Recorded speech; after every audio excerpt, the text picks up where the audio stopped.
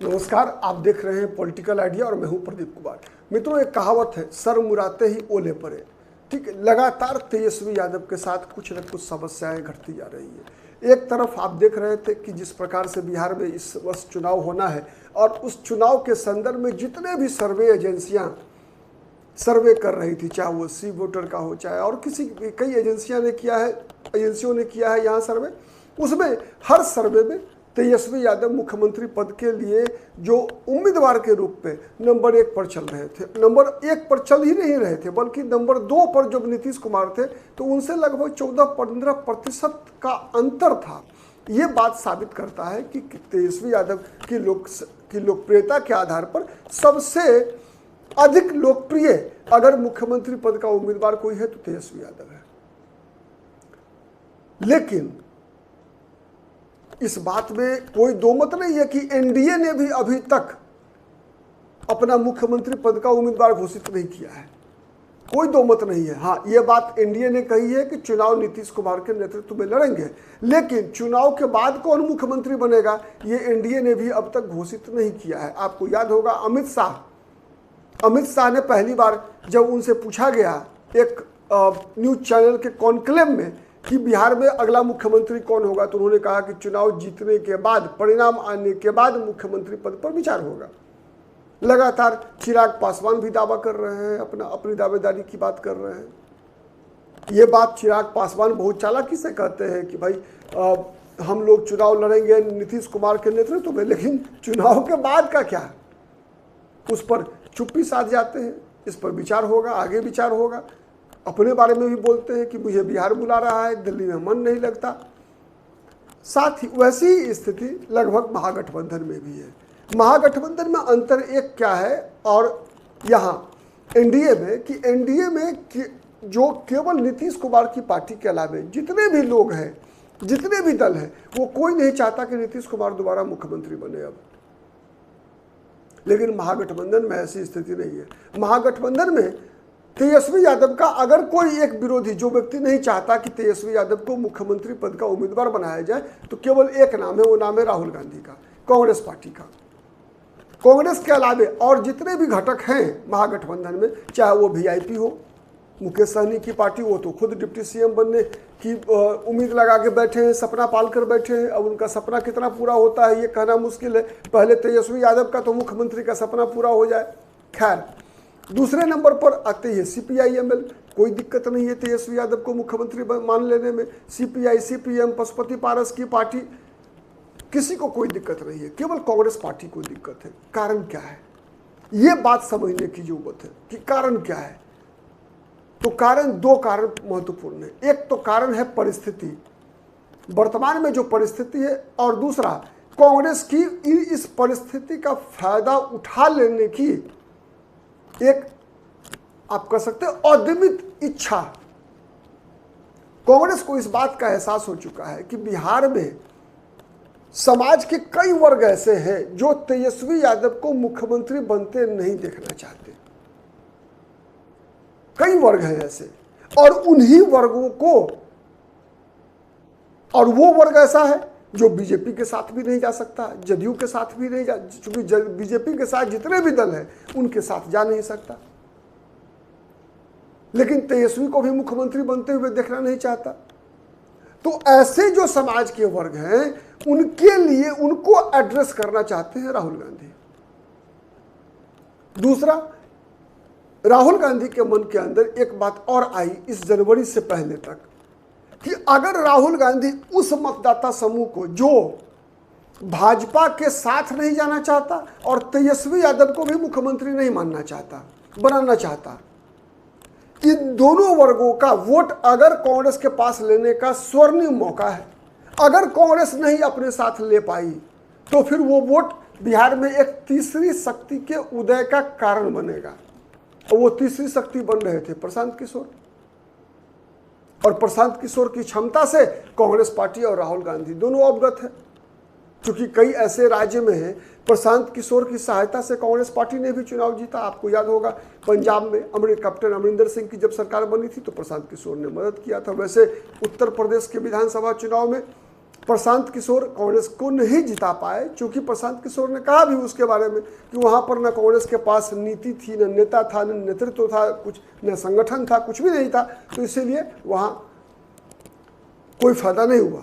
लेकिन तो अंतोगत्वा प्रशांत किशोर की क्षमता से राहुल गांधी वाकिफ है, तो इसी कारण से राहुल गांधी को लगा कि this is the best time to capitalise this situation.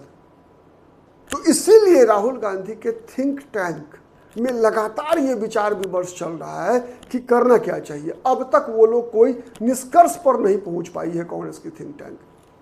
Congress माने एक तरह से कह सकते हैं बराबर की दो भागों में बटी हुई है। एक वर्ग का मानना है कि अगर हम अलग लड़ेंगे और कहीं बीजेपी फिर जीत गई तो फिर 5 साल इंतजार करना पड़ेगा। दूसरा वर्ग का मानना है कि बीजेपी भले जीत जाए, लेकिन कांग्रेस को अपना आधार मजबूत करना चाहिए। वैसे ही भी कांग्रेस कौन आरजेडी के साथ रहकर जीत पाई अब तक बीजेपी को हराने के लिए कांग्रेस पार्टी लगातार क्षेत्रीय दलों, बिहार में आरजेडी के साथ गठबंधन करती रही, तो बीजेपी कहाँ रुकी?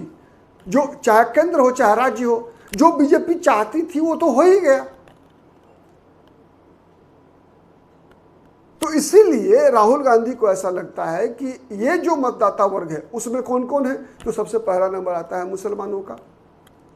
आप लगातार 3 चुनाव का ट्रेंड देख लीजिए और बीच बीच में उपचुनाव भी, आपको स्पष्ट दिखेगा कि बिहार का मुस्लिम मतदाता अब आरजेडी के साथ उतना कंफर्टेबल नहीं है जितना आज से 5-7 साल पहले हुआ करता था।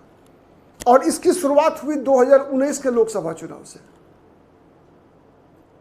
जब 2019 के लोकसभा चुनाव में 8 मुस्लिम उम्मीदवार थे महागठबंधन से और 8 के 8 हार गए, 7 हार गए, केवल एक किशनगंज, वैसे सब हार गए महागठबंधन के, लेकिन हार अलग विषय था। विषय यह था कि जहां कहीं भी महागठबंधन के उम्मीदवार मुसलमान थे वहां पर आरजेडी के जो हिंदू वोटर है, विशेष रूप से जो यादव जाति के वोटर है, उन लोगों ने वोट दिया ही नहीं। उन लोगों ने सब जगह बीजेपी को वोट दे दिया। लेकिन मुसलमानों ने तो आरजेडी का या महागठबंधन का किसी भी जाति का उम्मीदवार है उसको वोट दिया। बदले में क्या किया तेजस्वी यादव ने कि जब 2020 का विधानसभा चुनाव आया तो गलती किसी की सजा किसी को दे दिया। गलती थी तेजस्वी यादव के समर्थक हिंदू वोटर्स की, गलती थी तेजस्वी यादव के स्वजातीय मतदाताओं की कि जो मुसलमानों से वोट तो ले रहे थे लेकिन मुसलमानों को वोट दे नहीं रहे थे। तो मुसलमानों को लगा कि इससे बेहतर है कि हम अपना उम्मीदवार जिताएं। इसीलिए आपने देखा कि सीमांचल के कई क्षेत्रों में AIMIM को बहुत अच्छा वोट मिला। 5 सीट पर तो जीत भी गई, 5 सीट पर दूसरे नंबर पर रही। फिर आया लोकसभा चुनाव 2024 का। 2024 के लोकसभा चुनाव में एक तो आरजेडी ने उम्मीदवारों की संख्या घटा दी, पूरा महागठबंधन ने उम्मीदवार की संख्या घटा दी, 8 से 4 पर ले आए। और 4 में भी 2 जीते, केवल दोनों कांग्रेस के जीते, आरजेडी का एक भी नहीं जीता। आरजेडी के मतदाताओं ने फिर वही हाल किया आरजेडी के मुसलमान उम्मीदवारों के साथ। तो इस कारण से उतना ही नहीं, तो इसकी प्रतिक्रिया कहाँ हुई? प्रतिक्रिया मुसलमानों ने भी किया। अब देखिए जितना लोकसभा चुनाव हुआ, पूर्णिया में पप्पू यादव को वोट दे दिया तेजस्वी यादव के कहने के बावजूद, हिना साहब को दिया सीवान में, रुपौली में विधानसभा का उपचुनाव हुआ, वहां पर निर्दलीय उम्मीदवार को मुसलमानों ने वोट दिया लेकिन आरजेडी के उम्मीदवार को वोट नहीं दिया। उसी तरह से 4 विधानसभा सीट का उपचुनाव हुआ, गया का बेलागंज, तरारी, इमामगंज गया का और फिर बक्सर का रामगढ़। इन 4 सीट पर भी मुसलमानों ने आरजेडी को वोट नहीं दिया, गुस्सा में। और लेकिन तेजस्वी यादव पर कोई असर नहीं पड़ा। तेजस्वी यादव ने तो उस बात को टेकन फॉर ग्रांटेड, मुसलमान जाएगा कहाँ। एक बिहार में कहा वो थे, बन के गिद्धर जइए किद्धर। तो मुसलमानों के पास तेजस्वी यादव को लगता है कोई विकल्प नहीं है। तो प्रशांत किशोर के पार्टी बनाने के बाद मुस्लिम मतदाताओं का झुकाव प्रशांत किशोर की तरफ था। उसका एक और कारण था कि प्रशांत किशोर ने कहा कि हम आपको आपकी आबादी के अनुसार 18% टिकट देंगे। अब देते हैं या नहीं देते हैं ये तो आने वाला वक्त बताएगा, लेकिन मुसलमानों का सहयोग प्रशांत किशोर के साथ लगातार बढ़ता गया। इसी कारण से राहुल गांधी को लगता है कि अगर एक बार मुसलमान चले गए प्रशांत किशोर के साथ, तब तो जिस प्रकार से मुस्लिम मतदाता लालू यादव के साथ 95 के चुनाव से गए, 91 का ही लोकसभा चुनाव से 90 के बाद चले गए, तो उसको वापस आने में 30 वर्ष लग गए। फिर अगर इस बार अगर वो वोट प्रशांत किशोर के पास चला गया तो फिर 30 वर्ष, मतलब राहुल गांधी का जीवन खत्म। तो इसीलिए वो वोट कहीं फिर वापस, जो भागलपुर दंगे के बाद आडवाणी के गिरफ्तारी के बाद जो चला गया था, कांग्रेस से छिटक गया था बिहार में मुसलमानों का वोट, जो अभी आ सकता है, लेकिन वो तभी आएगा जब तेजस्वी यादव या तो मुख्यमंत्री के चेहरा नहीं हो, या फिर कांग्रेस पार्टी अपने बलबूते पर चुनाव लड़े, कन्हैया कुमार, पप्पू यादव, शकील अहमद खान, राजेश राम जैसे नेताओं को आगे करके। तो एक मुसलमान का वोट बैंक है, दूसरा महादलित वोट बैंक है, जो बहुत ही गरीब है। महादलित में वाल्मीकि समाज है, मुसहर समाज है, भुइयां समाज है, ऐसे समाज के लोग जो कि स्थानीय स्तर पर आप देखेंगे कि अधिकतर जगह माने जो एक यादवों का जो अग्रेसन होता है, जो आरजेडी समर्थकों का जो अग्रेसन है, उससे सबसे ज़्यादा प्रभावित होते हैं ये लोग। इन लोगों की ज़मीन पर कब्जा कर लेना, प्रताड़ित करना, इस तरह की बातें होती है कई ग्रामीण इलाकों में। तो ऐसे लोग भी आरजेडी के कारण महागठबंधन को वोट नहीं देते, बल्कि वो एनडीए के साथ चला जाता है। तो उस वोटर को भी एड्रेस करना है राहुल गांधी को, इसीलिए आपने देखा कि राजेश राम को अभी प्रदेश अध्यक्ष बनाया गया कांग्रेस के द्वारा। तो यही राहुल गांधी की रणनीति है। इसीलिए किसी भी कीमत पर वो तेजस्वी यादव को मुख्यमंत्री पद का उम्मीदवार नहीं बनाया है और न बनाएंगे भी नहीं, ये बात भी लगभग तय है। आज के लिए इतना ही, बहुत बहुत धन्यवाद, नमस्कार, जय हिंद, जय भारत।